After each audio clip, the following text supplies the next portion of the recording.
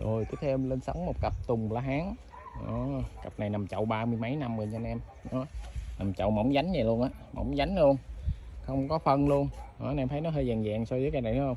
Không có phân luôn, chỉ tưới nước và sống thôi. Độ già 30 mấy năm anh em tự đánh giá nha. 30 mấy năm. Hoành thân nó là khoảng 33 độ già này anh em. Chi cành nằm chậu không nha. Nó nằm chậu rút ra nè, 2 cây. Đừng bên cây đầu tiên, sữa tứ diện xưa.